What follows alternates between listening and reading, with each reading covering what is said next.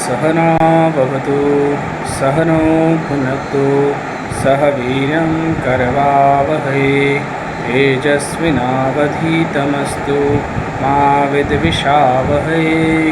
ओम शांति शांति शांति। नमस्कार। Third unit में हम रिसर्च मेथड्स देख रहे थे, जो अनुसंधान की विधियां हैं। पिछले मेथड हमने ऑब्जर्वेशनल मेथड देखा था, अवलोकन या निरीक्षण विधि। अब हम नेक्स्ट जो मेथड है प्रयोगात्मक विधि, एक्सपेरिमेंटल मेथड को देखेंगे, समझेंगे। जैसे कि नाम से ही आपको लग रहा है कि प्रयोगात्मक, यानी जिन मेथड में प्रयोगों का इस्तेमाल किया जाए या जिस मेथड में कुछ प्रयोग किया जाए वही प्रयोगात्मक विधि है। इसको हम समझने के लिए देखते हैं कि प्रयोगात्मक अनुसंधान क्या है, क्या इसका अर्थ है, क्या मीनिंग है, क्या डेफिनेशन है इसका, और इसको हम देखते हैं।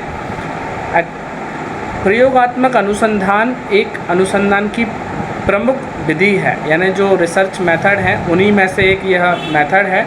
और यह बहुत ही ज़्यादा प्रमुख, यानी लोग इसको बहुत ज़्यादा यूज़ में लेते हैं और सबसे ज़्यादा यूज़ होने वाली विधि जो है प्रयोगात्मक अनुसंधान है।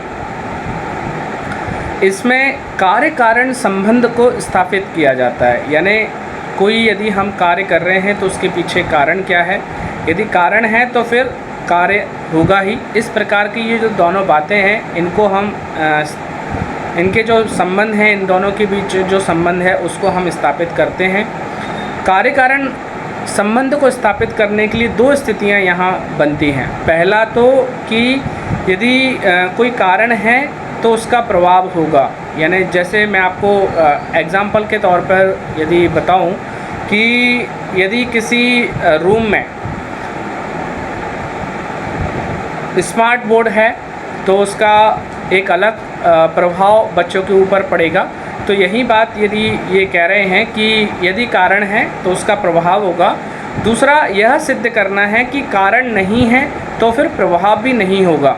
जैसे कि यदि स्मार्ट बोर्ड नहीं है क्लास में तो उसका प्रभाव भी नहीं पड़ेगा। यदि वहाँ पर कारण ना हो फिर भी प्रभाव पड़ रहा है, जैसे यदि हम क्लासरूम के अंदर एंटर करते हैं और वहाँ बच्चों के अंदर सीखने की यदि कोई ज़्यादा लेवल अच्छा है तो उसके पीछे कुछ अलग कारण होगा, और उसको हम क्या कारण है उसी को हम देखते हैं। और दूसरा, जिसकी हमें कोई अपेक्षा नहीं है और जिसकी हम अपेक्षा कर रहे थे वह प्रभाव उनके ऊपर नहीं है। जैसे यदि हम योग के रूप में देखा जाए तो किसी के तनाव को कम करने के लिए हम नाड़ी शोधन प्राणायाम करा रहे हैं, लेकिन यदि हम नाड़ी शोधन प्राणायाम नहीं कराएं और उसका तनाव फिर भी कम हो गया तो उसका कारण क्या था, वह देखने के लिए यहाँ पर हम दोनों के बीच में हम संबंध देखते हैं। पहला तो था कि हम उसका तनाव को कम करने के लिए नाड़ी शोधन प्राणायाम करा रहे थे, ये पहला था। दूसरा था कि यदि हम नाड़ी शोधन नहीं कराएंगे तो उसका तनाव भी कम नहीं होगा, परंतु यदि उसका तनाव फिर भी कम हो जाता है तो उसके पीछे कारण क्या है। दूसरा, इन्हीं दोनों स्थितियों को संतुष्ट करने के बाद हम जो है वह कार्य कारण संबंध को स्थापित कर सकते हैं। आगे हम बात करते हैं कि ये जो प्रयोगात्मक विधि है, पिछला हमने जो ऑब्जर्वेशनल मेथड पढ़ा था उसी में एक मेथड है प्रयोगात्मक विधि, यानी इसको भी ऑब्जर्वेशनल मेथड में लिया जाता है। इस विधि द्वारा वातावरण या उपस्थिति में अध्ययन किया जाता है,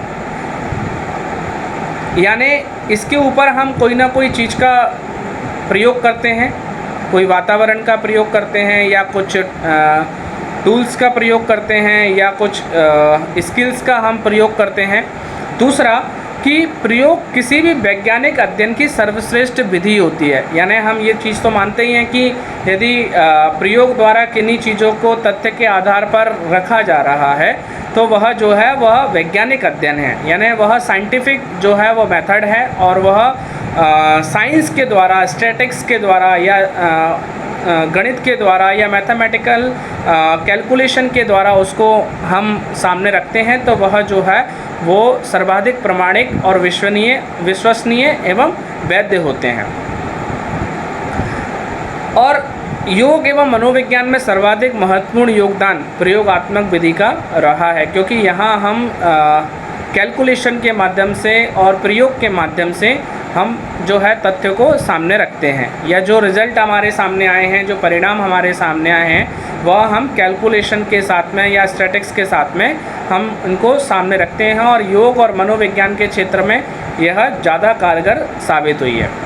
अब आगे हम बात करते हैं कि इस विधि में प्राणी के व्यवहारों का क्रमबद्ध अध्ययन प्रयोग के आधार पर किया जाता है। हमने पिछले ऑब्जर्वेशनल मेथड में पढ़ा था कि वहाँ पर हम किसी भी व्यक्ति के व्यवहार का अध्ययन करते हैं, और जो कोई भी उसमें प्रयोग नहीं किया जाता, कोई भी उसमें जो चर हैं उनको घटाया बढ़ाया नहीं जाता। वहाँ पर हम जो वास्तविक जो सामने जिन वातावरण में, जिस परिस्थितियों में जिसका जो व्यवहार हो रहा है उसको हम अध्ययन करते हैं। लेकिन प्रयोगात्मक विधि में क्या है कि प्रयोगात्मक विधि में हम चरों को घटाना बढ़ाना करके उन चरों का इफ़ेक्ट दूसरे चर पर क्या पड़ रहा है, उन चरों के मध्य का जो संबंध है उसको हम प्रयोगात्मक विधि में प्रस्तुत करते हैं।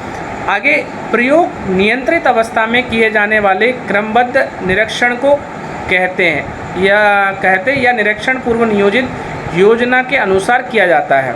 यहाँ पर नियंत्रित अवस्था का तात्पर्य यह है कि हम जो रिसर्च है, हम जो मेथड जो हम एक्सपेरिमेंटल मेथड की जिसकी बात कर रहे हैं, वो एक लेबोरेटरी में या एक उसके लिए पर्टिकुलर वातावरण या पर्टिकुलर कोई हॉल या कोई रूम, वहाँ पर हम इसको करते हैं, यानी एक नियंत्रित रूप में उसको हम करते हैं।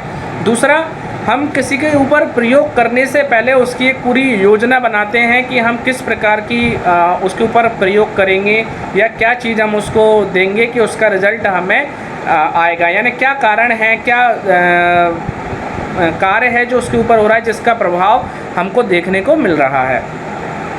इसलिए कुछ मनोवैज्ञानिक इसे नियोजित निरीक्षण के नाम से भी पुकारते हैं, यानी ये जो पहले से नियोजित होती है, यह जो कार्य है ये पहले से नियोजित किया जाता है, इसकी योजना बनाई जाती है और उसके बाद ही हम इसको प्रस्तुत करते हैं। जैसे कि हम आगे रिसर्च डिज़ाइन पढ़ेंगे, तो रिसर्च डिज़ाइन में यही होता है कि जो रिसर्च हम करने वाले हैं, जो प्रयोग हम करने वाले हैं, उसकी योजना पूर्व में बनाना कि हम क्या समस्या हमारे सामने है, और समस्या के लिए हमारे पास उस समस्या के समाधान के लिए क्या क्या हम योजना बना रहे हैं, किस प्रकार से हम उस पर काम करेंगे, क्या हमारे तरीके होंगे, कौन सा हमारा मार्ग होगा, कितने समय के लिए होगा, ये सारी जो चीज़ें हैं वो पूर्व में ही निर्धारित कर ली जाती हैं।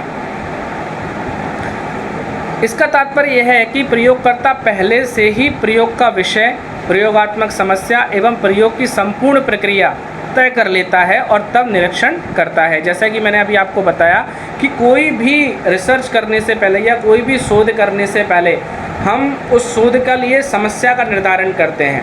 यानी जैसे मैं क्या आपको एग्जांपल दूँ समस्या अर्थात कि एक क्लासरूम है, क्लासरूम में गर्ल्स और बॉयज़ दोनों हैं, और मेरा जो मानना है कि गर्ल्स का जो पढ़ने की क्षमता होती है वो अधिक होती है, या उनका जो पासिंग मार्क्स हैं या फिर जो उनका लेवल है, जो उनका सीखने की क्षमता है वो लड़कों से ज़्यादा होती है। तो यह एक समस्या है, यानी यह एक मैंने अपना विषय निर्धारित किया है। उसके बाद उसको मैं प्रस्तुत करने के लिए एक काम करने के लिए या उस पर रिसर्च करने के लिए मैं पूरा योजना बनाऊंगा कि यह होता है या नहीं होता है, उसके लिए मुझे क्या टूल्स लेने पड़ेंगे, क्या उसके लिए मुझे योजना बनानी पड़ेगी, कौन कौन सी चीज़ें मुझे ये मेज़र करने के लिए कि भाई दोनों में क्या डिफरेंस है।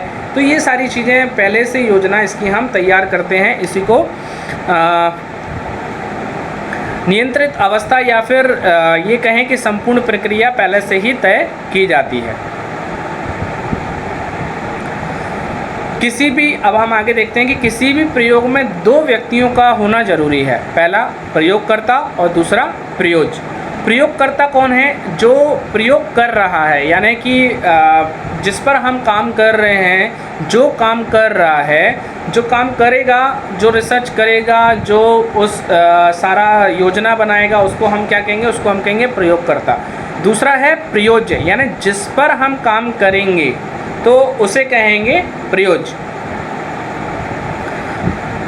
प्रयोगकर्ता प्रयोगशाला में पूर्व निश्चित एवं पूर्व निर्धारित अवस्था में किसी स्वतंत्र चर पर जोड़ तोड़ करता है और उसका प्रयोज्य की अनुभूतियों एवं व्यवहारों पर पड़ने वाले प्रभावों का निरीक्षण वस्तुनिष्ठ एवं निष्पक्ष ढंग से करता है। अर्थात ये कि चर तो हम पहले पढ़ चुके हैं कि स्वतंत्र चर, आश्रित चर, संगत चर, बाह्य चर, इस प्रकार के हम पहले चरों का हमने पढ़ लिया है। सैम्पलिंग हमने पहले पढ़ ली है कि क्या प्रतिदर्श होते हैं, क्या चर होते हैं, कैसे उनको मतलब स्वतंत्र चर को किस प्रकार घटाया बढ़ाया जा सकता है, किस प्रकार उसका आश्रित चर पर इफ़ेक्ट देखा जाता है। यहीं पर हम बात कर रहे हैं कि जो प्रयोग करता है वो चर में जो है वो स्वतंत्र चर में जोड़ तोड़ करता है। अर्थात जैसे मैं बात कर रहा था तनाव की, कि आपने तनाव लिया है, तनाव जो है वो एक आश्रित चर है और जो स्वतंत्र चर है आप तनाव को घटा बढ़ा नहीं सकते। आप वो एक निश्चित, यानी वो आश्रित है, यानी आप उसको देख सकते हैं, मेज़र कर सकते हैं। दूसरा है कि स्वतंत्र चर में क्या होगा कि हम यदि योग की बात करें तो आप नाड़ी शोधन प्राणायाम ले सकते हैं, या भ्रामरी प्राणायाम ले सकते हैं, या सूर्य भेदी या चंद्र भेदी प्राणायाम आप ले रहे हैं, और उसके बाद आप उसमें घटाव बढ़ाव की आपने 5 राउंड कराए, या 1 हफ्ते तक कराया, या 2 हफ्ते तक कराया, या उसको कम किया। इस प्रकार आप उसमें जोड़ तोड़ करके उसका जो इफ़ेक्ट है वो आप आश्रित चर पे देखेंगे, अर्थात तनाव पर आप देखेंगे, और उन दोनों के बीच का जो प्रभाव है, उस पर जो संबंध है, उसको यहाँ पर वस्तुनिष्ठ एवं निष्पक्ष ढंग से उसको सामने रखा जाता है। दूसरा, निरीक्षण हेतु प्रयोगकर्ता आवश्यकता अनुसार विशिष्ट प्रकार के यंत्रों एवं सामग्रियों का भी उपयोग करता है। हम यहाँ पर विशिष्ट प्रकार के यंत्रों की किस प्रकार बात करें, जैसे हम साइकोलॉजी की बात करें तो कई सारे टूल्स बनाए जाते हैं किसी चीज़ को मेज़र करने के लिए। जैसे यदि मुझे उसके तनाव का तनाव देखना है कि कितने लेवल पर है, कम हुआ है या बढ़ा है, तो इसके लिए साइकोलॉजिस्ट ने कुछ क्वेश्चनायर बनाए हैं या कुछ उसके स्केल बनाए हैं जिससे हम उनको मेज़र कर सकते हैं। तो यहीं पर इन यंत्रों की बात की गई है कि हम उनके यंत्रों का यूज़ करके इन चीज़ों को मेज़र कर सकते हैं।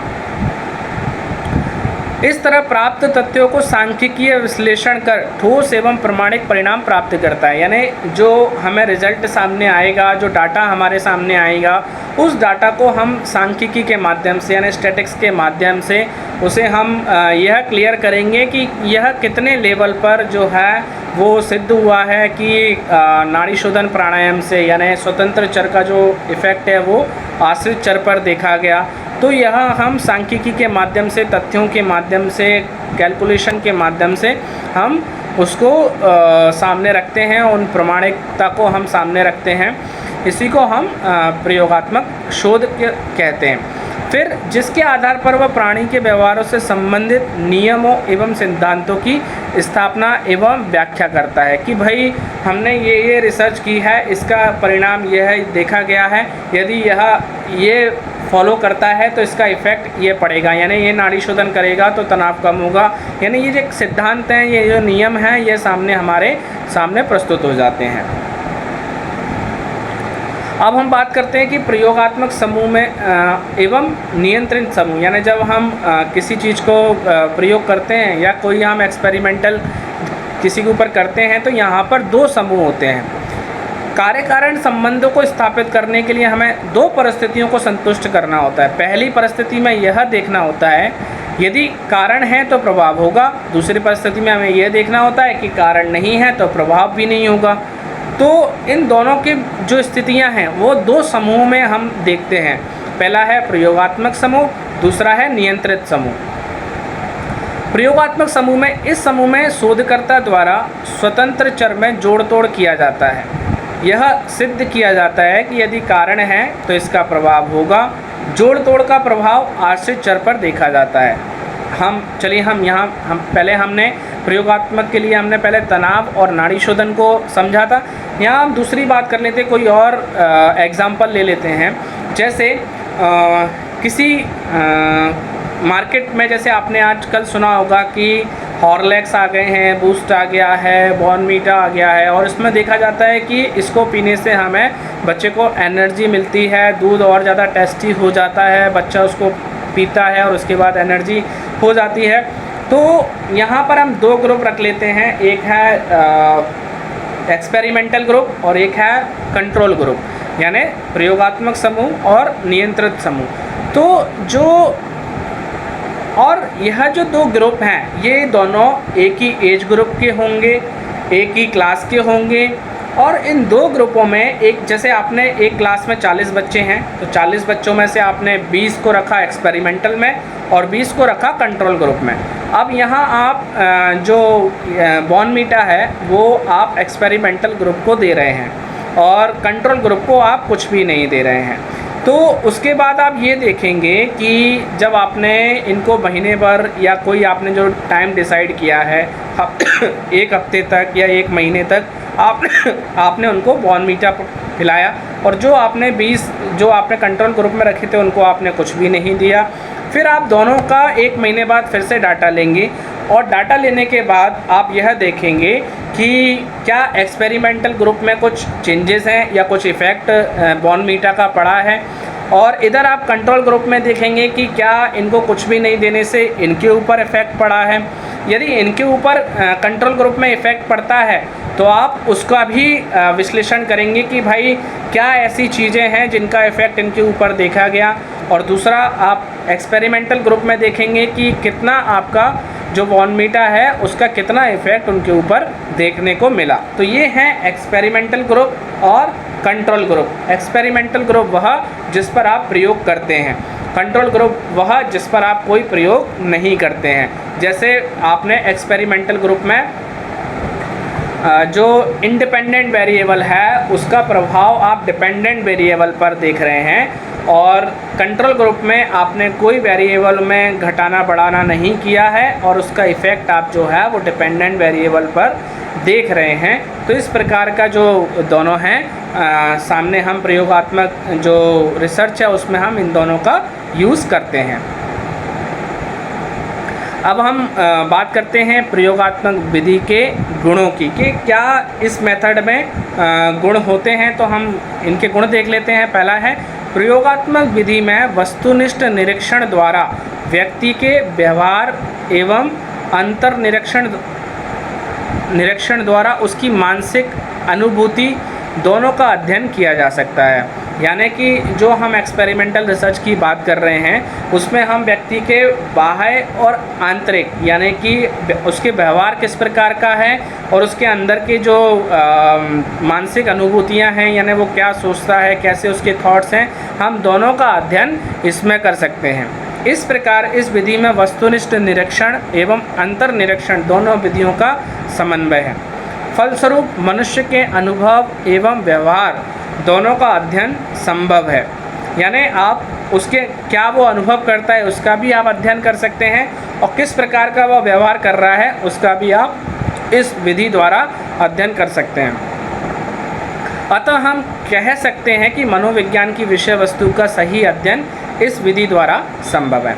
अब नेक्स्ट हम बात करते हैं, चूँकि प्रयोग नियंत्रित अवस्था में किया जाता है इसलिए इस विधि से प्राप्त परिणाम एवं निष्कर्ष अत्यधिक सही, वैध एवं विश्वसनीय होते हैं। अब बात कर रहे हैं कि नियंत्रित अवस्था में किया जाए। नियंत्रित अवस्था यानी हम जो भी रिसर्च कर रहे हैं वो या तो लेबोरेटरी में करेंगे, या यदि हम योग की बात कर रहे हैं तो हॉल में करेंगे, या कोई नियोजित स्थान होगा वहाँ पर हम इस रिसर्च को करेंगे। दूसरा, हम स्वतंत्र चर, आश्रित चर, बाह्य चर और संगत चर, इन चारों को लेते हुए हम इनको कंट्रोल करेंगे, या फिर हम इनको देखेंगे, इनकी स्थितियों को हम सामंजस्य इनके बीच में बिठाएंगे। इसलिए यह कहा जाता है कि ये जो विधि है ये बहुत ही ज़्यादा वैध एवं विश्वसनीय है, क्योंकि प्राणी के व्यवहार को प्रभावित करने वाले तत्वों को नियंत्रित एवं स्थित रखकर उन्हें प्रभावहीन बना दिया जाता है। यानी ये देखा जाता है कि बात कर रहे थे हम तनाव की, कहीं तनाव पर उसके बाहर कोई चीज़ तो नहीं है, क्या वो मोटिवेशन स्पीच तो नहीं सुन रहा है, या फिर कोई गेम तो नहीं खेल रहा है, या कुछ ऐसा डाइट में तो नहीं ले रहा है जिससे उसका वो जो तनाव है वह कम हो रहा है। तो यहाँ पर हम बाकी चीज़ों को कंट्रोल करते हुए केवल जिस चर से हम उसका पर प्रयोग देखना चाहते हैं हम उस चर का प्रयोग करते हैं, बाकी को हम कंट्रोल करते हैं, यानी उसको हम रोकते हैं या उनसे बचाते हैं। तो यहाँ इसलिए इसको हम नियंत्रित अवस्था कहते हैं। तीसरा हम बात करते हैं कि इस विधि की एक महत्वपूर्ण विशेषता यह है कि इसमें अध्ययन की परिस्थिति को जब और जितनी बार चाहे हूबहू दोहराकर प्राप्त परिणाम की सत्यता को बार बार जांच सकते हैं। जैसे हमने किसी चीज़ पर रिसर्च किया कि भाई जैसे कॉन्स्टिपेशन है, कॉन्स्टिपेशन में हमने रिसर्च किया कि यदि आगे झुकने वाले आसनों से कॉन्स्टिपेशन ठीक होता है, इस प्रकार का रिसर्च हमने किया है। और इसको हम बार बार, यानी ये जितनी बार रिसर्च हुआ इसको हम बार बार किन्हीं प्रकार का, यानी एक ने करा उसको फिर दूसरी बार किसी ने दूसरे अच्छे व्यवस्थित तरीके से फिर से उसको दोबारा दोहराया, और जो रिज़ल्ट आ रहे हैं उसके बार बार हम उस रिज़ल्टों को बार बार देख सकते हैं। क्या यह सत्य है कि ये जो स्पष्ट सामने हमारे आया या ये जो स्पष्टीकरण है, हम इसके ऊपर भी बार बार सर्च कर सकते हैं। इसी को रिसर्च कहा गया है कि बार बार खोजना, यानी कि अगेन एंड अगेन उस चीज़ को दोहराना और हमारे सामने जो रिज़ल्ट हैं उनको देखना, और उन आधार पर, उन स्केल्स पर किस प्रकार के रिज़ल्ट हमें नए देखने को मिलते हैं, यह ही इसको हम रिसर्च कहते हैं।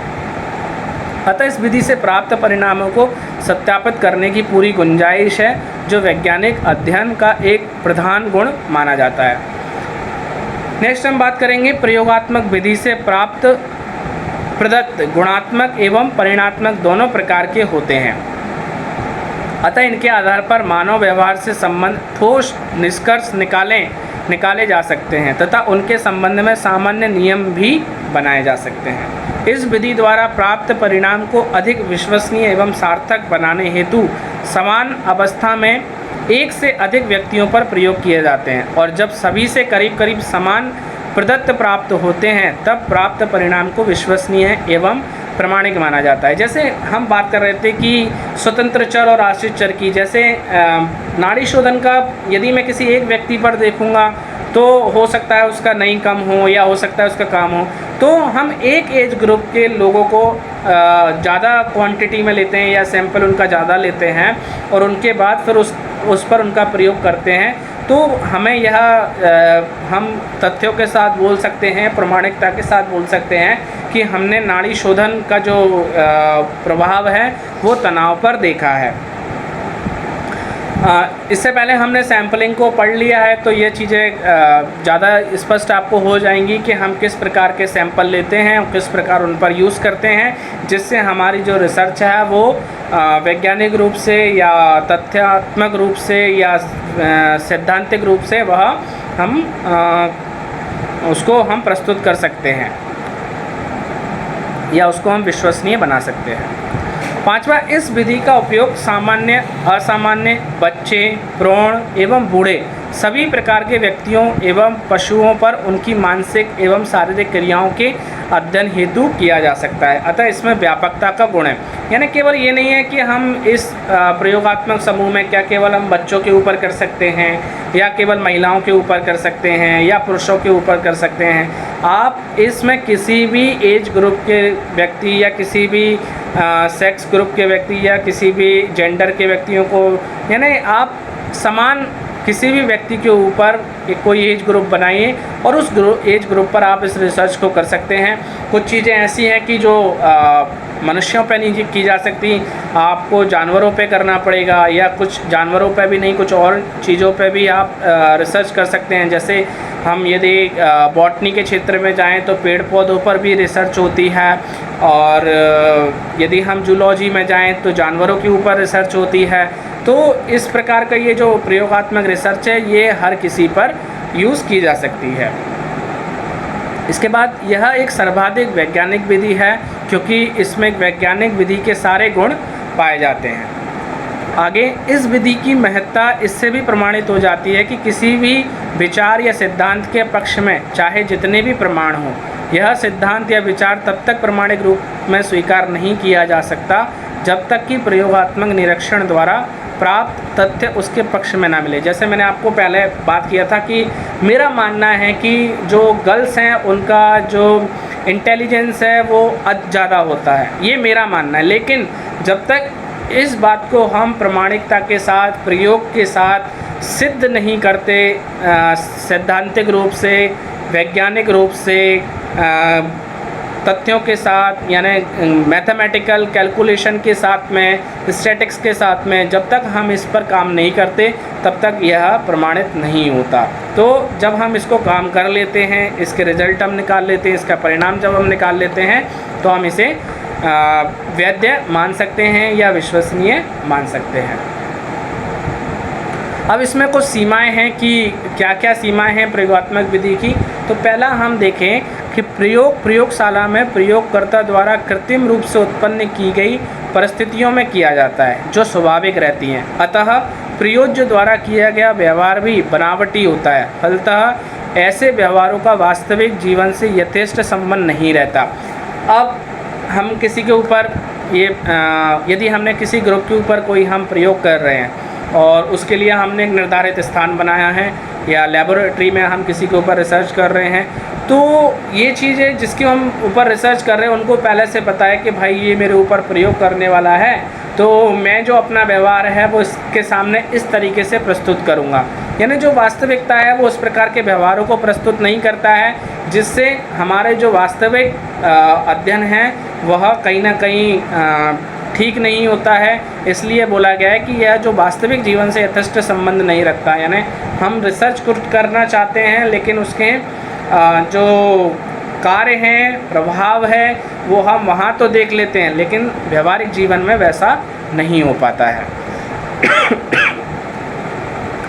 दूसरा, प्रयोगात्मक विधि में एक कठिनाई यह बताई जाती है कि सभी प्रकार के प्रयोग मनुष्यों पर नहीं किए जा सकते, क्योंकि ना तो आवश्यकता के अनुसार वह प्रयोग हेतु आसानी से उपलब्ध होते हैं और ना पूरी सफलता के साथ उन्हें नियंत्रित ही किया जा सकता है। अतः इसकी उपयोगिता सीमित है। जैसे हम पहले बात कर रहे थे कि अभी जैसे कोरोना काल में जब वैक्सीन के ऊपर रिसर्च किया जा रहा है, तो उसको मनुष्य से देने से पहले उनको जानवर के ऊपर यूज़ किया गया या मनुष्य में से भी किसी एक दो के ऊपर रिसर्च किया गया। तो यह पॉसिबल नहीं है कि सारी रिसर्च जो है या सारे प्रयोग जो हैं वो मनुष्य के ऊपर किए जाए। आप अन्य जैसे कोई जानवर है, कोई पक्षी है, कोई पेड़ है, कोई पौधा है, इनके ऊपर भी आप कुछ जो चीज़ें हैं उनके प्रयोग आप उनके ऊपर ही कर सकते हैं। कुछ मनोवैज्ञानिकों का तो यह भी कहना है कि मनुष्य की सभी प्रकार की मानसिक क्रियाओं का प्रयोगात्मक अध्ययन संभव नहीं है। जैसे स्वप्न, अचेतन, मानसिक प्रक्रियाओं आदि का अध्ययन प्रयोगशाला में संभव नहीं है। बिल्कुल स्पष्ट है कि आप स्वप्न यानी अब वो आप किसी के ऊपर प्रयोग कर रहे हैं तो आप किसी को सपना आया, किस प्रकार का आया, उसको कितना याद है, कितना उसने बता पाया, या वहाँ पर तो वह सो नहीं रहा है जो उसको सपने आएंगे। तो इस प्रकार का अब वो कॉन्शियस है या नहीं है, इस प्रकार के जो रिसर्च हैं उनमें प्रयोग करना संभव नहीं हो पाता है। यह बहुत ही ज़्यादा कठिन है और इसको अभी तक प्रयोग में लिया भी नहीं गया है। नेक्स्ट हम बात करें कि इस विधि के बारे में एक आपत्ति यह भी है कि हर प्रकार की परिस्थितियों को प्रयोगशाला में सृजित नहीं किया जा सकता। जैसे भीड़, औद्योगिक अशांति, जनमत, प्रचार आदि की परिस्थितियों को प्रयोगशाला के सीमित दायरे में सृजित करना और इन परिस्थितियों में मनुष्यों के व्यवहारों का अध्ययन करना कठिन है। सीधी सी बात है कि आप कुछ 30 लोगों के ग्रुप पे आप रिसर्च कर रहे हैं कि भीड़ में जो है इनका चिड़चिड़ाना अधिक हो जाता है। तो आप वहाँ पर भीड़ कैसे एकत्रित करेंगे या वहाँ की परिस्थिति किस प्रकार डेवलप करेंगे लेबोरेटरी में कि भाई इनका चिड़चिड़ाना हम सामने देख पाएँ या कितना ये स्तर पर ठीक है या नहीं है। तो ये जो है लेबोरेटरी में ये सारी चीज़ें जो हैं करना पॉसिबल नहीं होती। हर एक स्थिति को डेवलप करना एक प्रयोगकर्ता के हाथ में नहीं हो पाता है। इसलिए कहा गया है कि जैसी परिस्थिति है उसको आप जितना कंट्रोल कर सकते हैं या आपने जो चर हैं उनको किन आधार पर आपने सेलेक्ट किया है, किस प्रकार आप उनका प्रभाव देखना सकते हैं, इसका एक पूर्व नियोजन बनाया जाता है, चर्चा की जाती है, उसके बाद ही यह हम देख सकते हैं।